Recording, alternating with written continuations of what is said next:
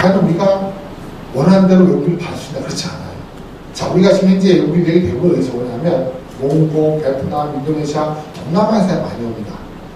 근데 현재 동남아 국가들 보면 출산율이 무시무시하게 빠르게 감소하고 있습니다. 태국이 학교 출산율이 2.5 미만이에요. 베트남도 출산율이 엄청 빠르게 감소합니다. 그래서 우리나라가 저수가 불안하고 있지만 우리나라만 저수가 불안하고 걱정하는 것이 아니라 이 저수가 불안 현상이 모든 국가가 다 빠르게 전개되기 때문에 만약 2050, 50년에 노동력 부족 조기다고 해서 우리가 동남아에 손 벌린다고 올 것이냐? 절대 안 옵니다. 이런 문제가 있어서 우리는 너무나 아재인수격으로 우리 입장에서 자꾸 외국인들을 이야기하고 있는데 외국인이라도 이들도 시차의 문제가 있습니다. 그래서 이런 것들도 우리가 상당히 전략적으로 보는 필요가 있습니다.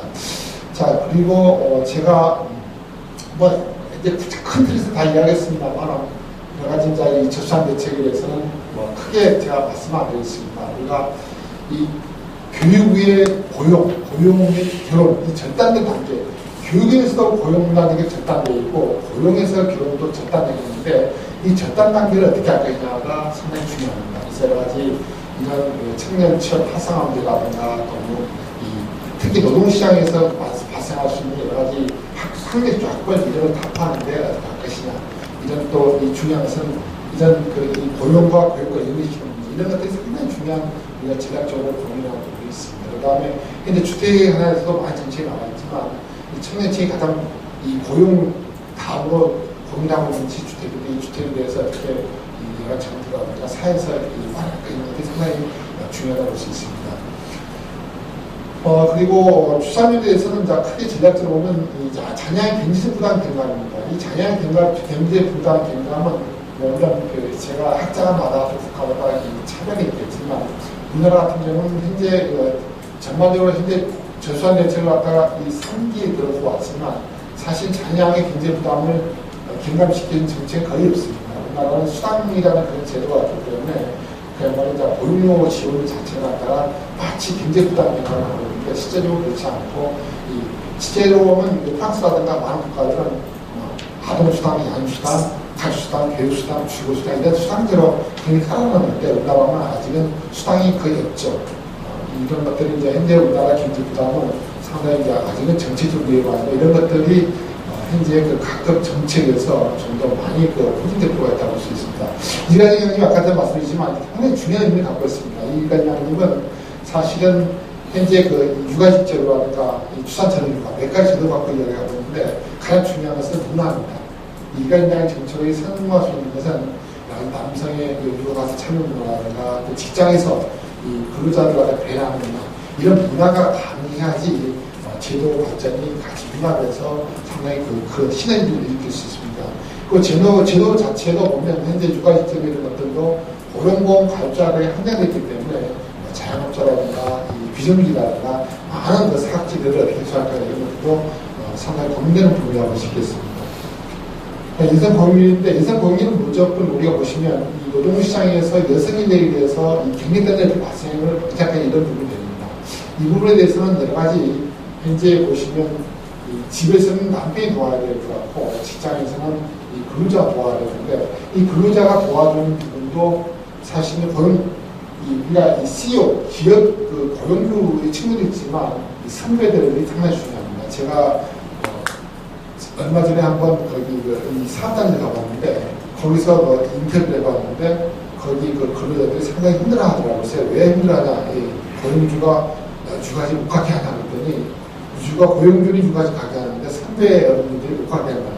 선배님들 하는 소리가 거기 나 때는 애 낳고 나서 3년만에 들어와서 일을 했는데 왜 너는 주까지 가냐 이렇게 한답니다. 그러니까 현재 우리가 보면 이런 아직 사회 전반적으로 보면 이 고용 가주시가지고 고용이나 인간양립의 고용이나 안 돼 있고 이런 것들이 결과적으로 봐서는 여성 경우에 큰 그릇들이 될 수 있다고 볼 수 있겠습니다.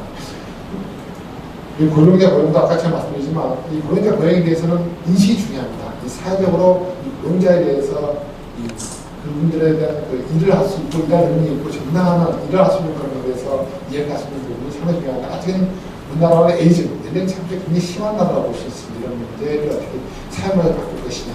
그 다음에 이 청년 고령자 세대 간의 공생 관점이 대표적으로 좋은 문제입니다. 현재 우리 한국 사회에서 이 고령자를 고용하다 맡고 있는 하나의 큰 흐름이 뭐냐면 이 고령자를 고용하면 청년층 고용하고 충돌한다 이런 문제가 발생하고 있는데 실제적으로 이런 것들이 충분히 발생하지 않는 섹터가 있고 또 이것이 중장기로 와서는 충분히 동생이 발전이 가능한 부분이 있기 때문에 이런 부분들은 아마 상당히 시기적으로 단기적, 중기적, 장기적으로 많은 우리가 조정을 통해서 활동을 찾아갈 필요가 있다고 보시겠습니다. 그리고 여러 가지 근로 형태들이 고령자의 적합화적으로 변화한다든가 또는 더 중요한 것은 여러 가지 재교육이라든가 전직교육이라든가 이런 것들이 상당히 중요하다고 볼 수 있습니다. 그리고 또 더 중요한 것은 고령시장적으로 근로 환경 또 근로 장소를 갖다가 조성해 주는 것도 상당히 중요한 것이라고 볼 수 있습니다.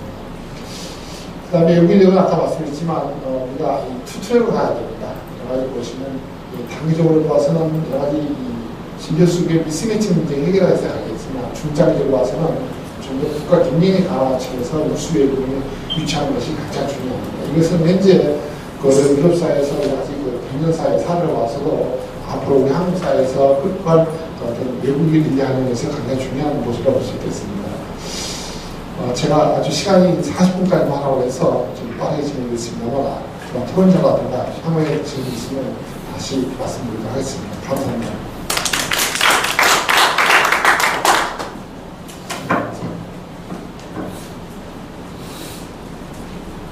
네, 감사합니다.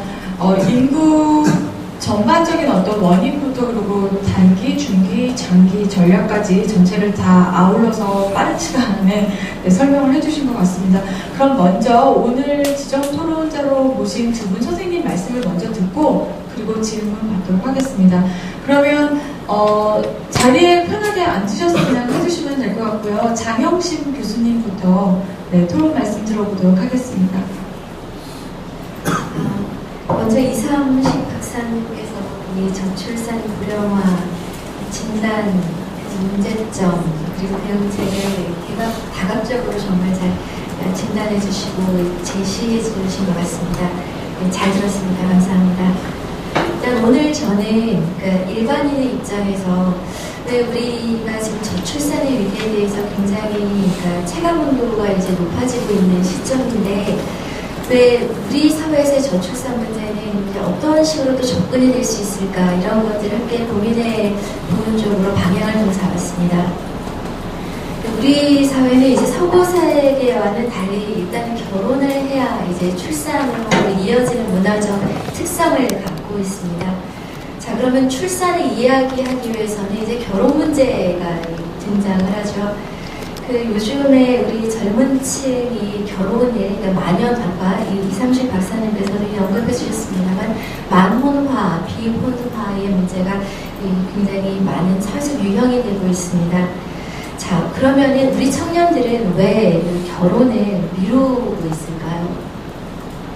어떤 문화적인 우리 사회 경제적 측면에서 보면은 이 만혼화, 비혼화 현상은 어떤 자발적인 선택이라기보다 어쩔 수 없는 상황적인 흐름 같습니다.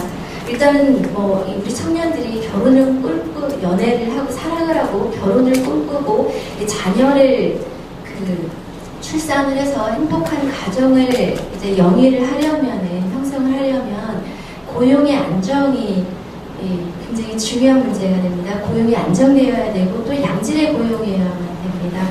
자, 그런데 지금 우리 현실은 다들 아시다시피 청년 실업률이 제가 찾아보니까 12.9%까지 오고 있다고 합니다. 저희가 청년 실업률을 얘기할 때 최고점 중에 하나라고들 이렇게 발표가 되고 있는데요. 고용의 불안정, 청년의 실업, 열악한 임금 여건, 그리고 우리나라에서의 특징은 또 결혼하는 게 그렇게 또 쉽지 않은 게 결혼 비용 자체가 굉장히 높습니다. 신혼주택 마련에서의 부담은 또 이루만 할 수가 없죠. 자, 이런 모든 문제들을 저희가 종합해보면 사실 우리 청년들에게 결혼을 하고 출산을 하세요 라고 이야기하는 것 자체가 굉장히 안타깝고 어려운 상황이라고 저희가 짚어볼 수밖에 없습니다. 예전에는 그럼 어땠느냐, 우리 어르신들은 이렇게 말씀을 많이 하실 수 있습니다. 예전에는 먹고 살기 힘들었던 시대에도 자녀 많이 낳아서 또 자녀를 낳으면 자기 먹을 것은 자기가 이제 타고난다고 다 크고 그러지 않았느냐.